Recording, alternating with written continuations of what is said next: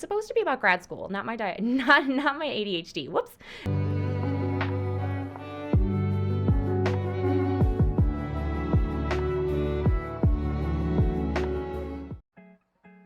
Hello, everybody. This is Leah Harlann. You may or may not know me, but just in case you don't, I am a book VTuber who also is on TikTok and Twitter. I like to talk about books that I'm reading, but that also extends to webtoons and manga and pretty much any form of reading, any medium. I would like to expand my content to other things like anime and stuff eventually, but for now, books are good. I decided to start a vlog series because I am also a student who is working towards my master's in library and information sciences via an online program.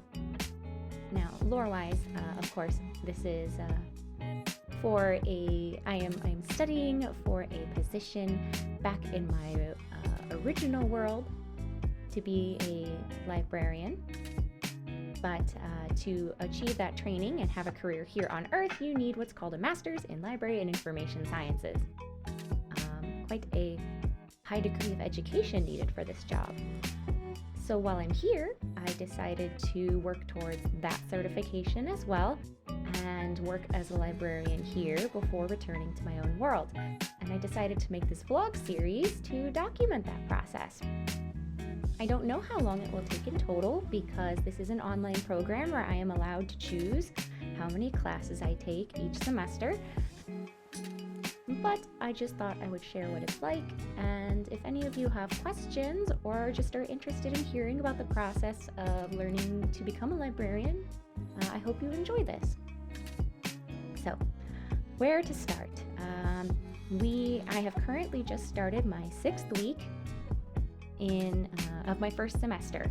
My first semester in this program, and it is week 6. I probably should have made a video about the very beginning, like, day 1, woo! But I was way too anxious and excited about classes starting to think to film anything back then.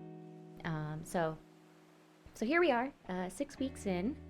I believe the semester has 16 weeks in total, so not quite halfway yet, but fairly far along.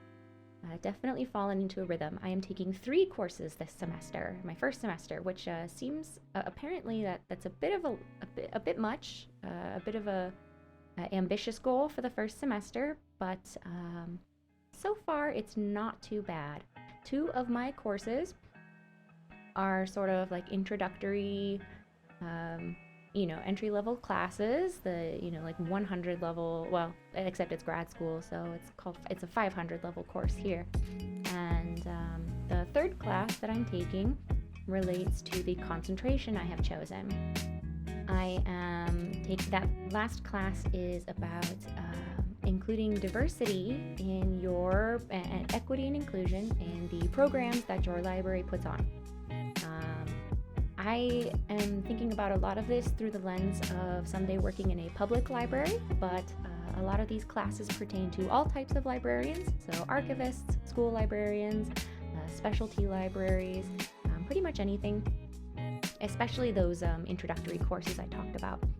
And this is very different from every education I had received prior to this point.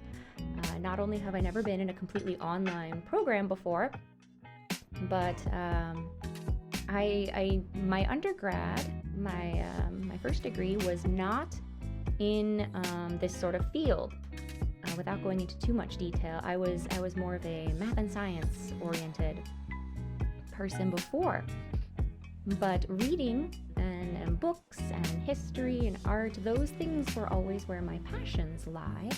So I've made a bit of a shift in going and choosing this program first for my master's degree and a new career path. So this program so far has a lot of reading. And I know what you're thinking. You're like, oh wow, you get to read like all these books and stuff for being a librarian? That seems fun. No, No, they are not fun books. I don't get to sit and read my favorite YA fantasies all day. All those books you see me make TikToks about, my rapid fire reviews, none of those books have been for school. Those have all been me trying to fit in time to read for fun and reinvigorate my motivation to read purely for myself. All of the things that I read for class primarily are scholarly journals, articles, watching video lectures, things like that, and research papers. And then we have to, discuss them in class. So if you didn't do your readings, you have to participate in the classes, which means you have to participate in the discussion. And if you maybe you can BS a little bit if you skimmed some of them. You definitely don't have to read all of them each week. I've definitely gotten away with missing some of the readings, but it's very hard to get away with and to get your participation if you didn't read anything for the week. So I do try really hard to keep up with all of these readings that are being assigned for each of these classes. All of these classes have lots of things that they assign me to read every week. And then on top of that, they have assignments. Definitely not like an every week type of thing. Not a lot of busy work, which I really, really like. We all know how annoying it is to get homework that just feels like busy work. But a lot of this has been very thought-provoking, and I've really enjoyed what I've gotten. I feel like I'm getting a lot of value out of the assignments I've had to do so far, of which there haven't been that many. We're only 6 weeks in, and some of the bigger stuff is due later. But we've done some programs or some homework where I look at resources for what librarians would use to stay current with librarian knowledge and skills, speaker series, webinars, where to go to sort of keep up with the industry, and assignments where we do an in-class activity as a group to answer questions related to sort of the overall themes from prior week's readings. One of my classes is divided into 4 modules, and so every 4 weeks we have a class where we as a group have to answer questions pertaining to the whole module, and then submit our own individual answers as well to those questions. And But by far, I would say my third class, the one that's related to my concentration, has been the most interesting. And, I think we all know that intro type classes tend to be so general that it's hard to be really invested in them. But they are teaching me a lot of foundational things about, thinking like a librarian and what it means to be a librarian. It's not as philosophical as you might think it is, but it's just sort of helping you get into that mental framework of what kind of job you will be doing once you get this degree and go out into the world working at a library, no matter where that library is or what kind of library that is. But my diversity class for my concentration has been the most interesting. We've already had a couple guest speakers come in. They're very interesting people. The professor's very nice. She's young, and she's given us our first assignment that is actually fun and that I'm looking forward to, which is book reviews. We are going to write very professional, structured book reviews, and she gave each of us 3 books. One is all ages sort of picture book. One is a middle grade book, and then one is a YA novel. So I do actually get to read an interesting YA novel for a class. I don't expect this to happen very often, so I'm trying to enjoy it while I have it. And funny enough, when I saw the list of books that some of my classmates were assigned from the YA category, I realized that quite a few of those are actually on my TBR list. Things like Kite Cave, things like Arrow to the Moon, Brass City. Oh, there were quite a few, but mine, funny enough, is actually one that was not on my TBR list, but it was a little outside of the type of book I would normally read. It's not a fantasy, so I am still looking forward to trying it out and writing a review about it. I will share each of these book reviews with all of you, once I am done with the assignment. So yeah, look forward to that if you're interested, because they are all still, I've already looked at them all, and they're all very interesting books. Let's see. But other than that, so far, I think I've been keeping up fairly well. And this has been very scary for me, because I didn't, initially I didn't want to have to go to a graduate school. I struggled with a lot of things when I got my first degree, when I was in university the first time, and I really didn't think I would be able to pursue another degree. I really thought that the struggles and the learning disability that I have would prevent me from being able to pursue anything or to choose a career that would go this way. But upon realizing that being a librarian is really what I do want to do in life, it's what I'm very passionate about, and after meeting with a professional who gave me an official diagnosis and I've been able to get medicated, I felt a lot better, a little more confident.